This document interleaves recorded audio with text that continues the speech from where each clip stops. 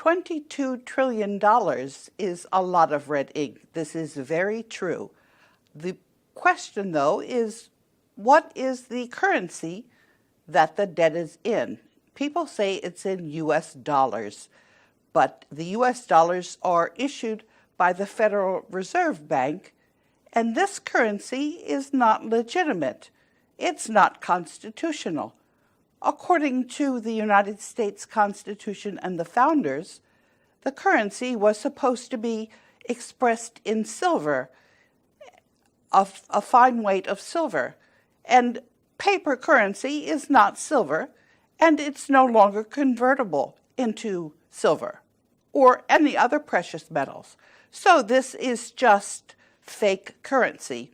And that's the problem, because there is a lot of corruption coming from this fake currency. But yes, as far as the Federal Reserve note is concerned, we are supposed to pay back the creditors, the people holding our debt, of $22 trillion. This is a lot of red ink. This is talking about the very rapid growth in the Federal Reserve note debt. And under George Bush, who recently died, and under Barack Obama, this debt continued to grow almost exponentially. And the fact of the matter is that this debt is actually bogus. Bogus means fake. It's fake debt. Why do I say it's fake debt? This is because it's owed to the Federal Reserve, which is one of the members of the Bank for International Settlements. Now, this group was supposed to be shut down by the World Bank. That's what we know. And we have been trying to close the Federal Reserve and these members of the Bank for International Settlements down because actually they owe debt. They owe more debt than we owe under the bogus national debt. What do the Federal Reserve and the members of the Bank for International Settlements owe? They owe over $2 quadrillion.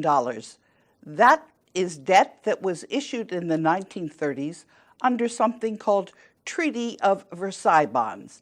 At the time, this was $270 trillion, but there was interest that grew exponentially, and now the bankers owe us over $2 quadrillion worth. So the Federal Reserve, it's bankrupt, and I have put liens on the Federal Reserve, and I have recorded these liens, and I have given a notice to the Universal Postal Union, and we are now in the process of winding the Federal Reserve down. Who is we? We is all of the people on Earth. We're in something called the global currency reset. And the chance that we succeed in doing this, it's over 90%. We know this this is a power transition model from the National War College that came to me in 2004. And it's very, very accurate, and I've been following this. This power transition model tells us who is working together in a coalition, and I can tell you who is in this coalition. It's the people all over the world and the military powers all over the world, including the United States military powers. We're talking about the amount of debt and borrowings that the federal government is contracting, and the point of this matter is that the federal government is already bankrupt. It was bankrupted back in the 1930s.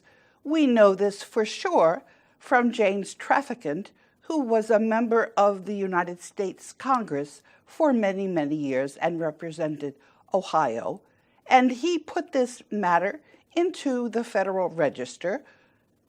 And so, yes, the federal government is, according to the bankers, which are lying to you, the federal government is borrowing.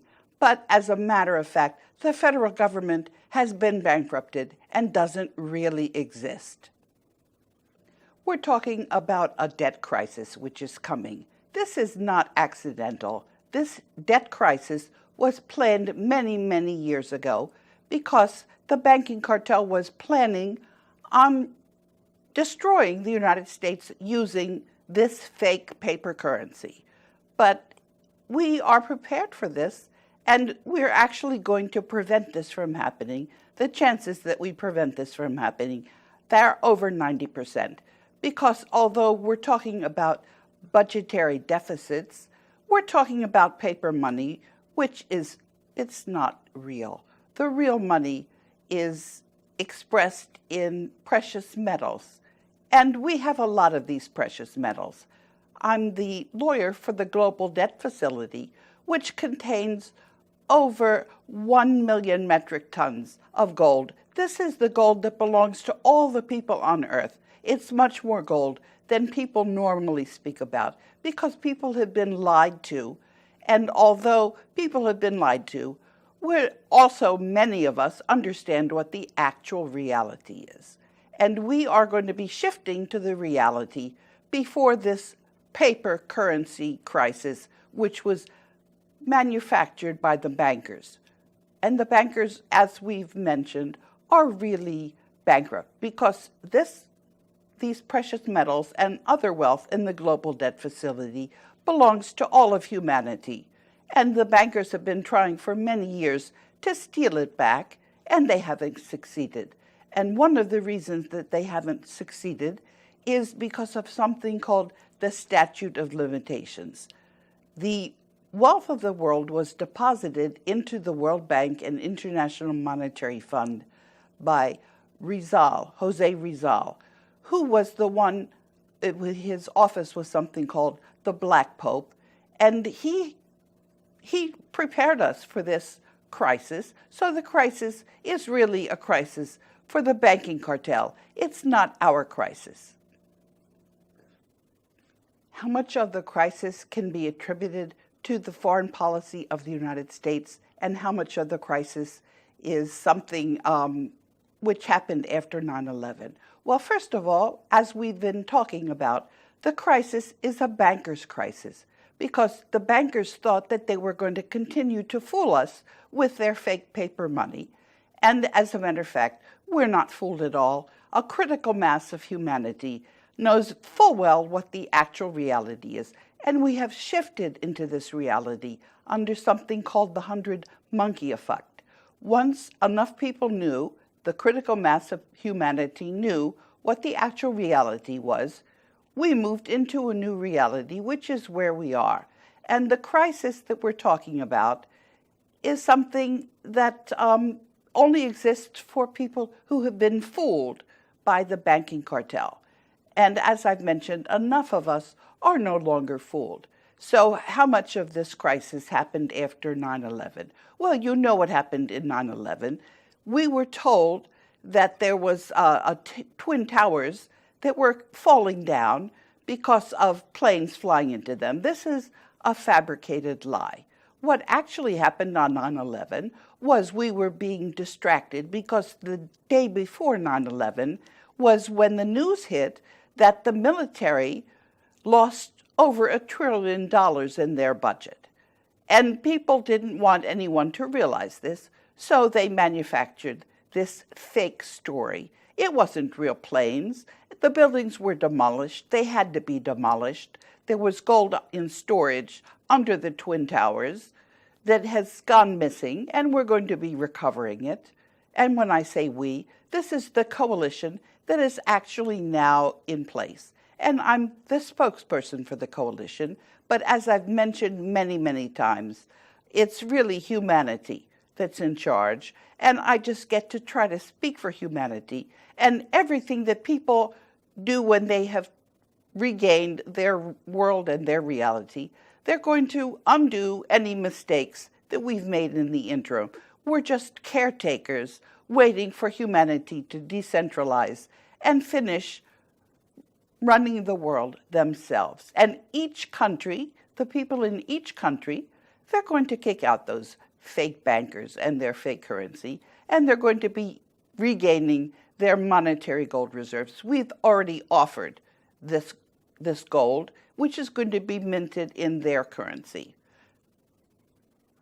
The last question has to do with what people call entitlements, Social Security, Medicare, and these programs which assist people who need assistance are rather expensive, and the costs, people want to know how we're going to cover these costs.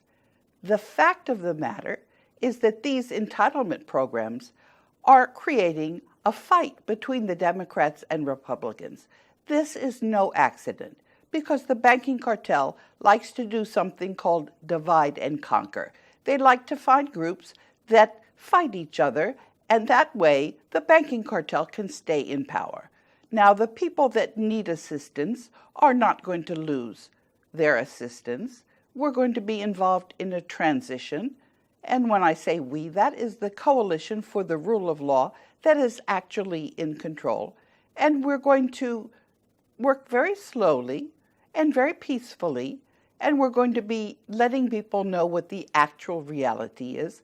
And we're going to keep the fake paper money in effect until we have enough time and agreement on how to change over to the precious metals that are actually under the global debt facility, which I'm the lawyer for. So don't whatever you do, stay calm and realize that there's an attack to try to confuse you. That's the real attack. But the entitlements, yes, they're going to remain in effect until we're able to decentralize. And then the good people in all of the communities that are going to be issuing their own local currencies under a barter system, they're going to figure out how to take care of the people in their communities. All of the communities are actually in charge. That's what we're doing during the global currency reset.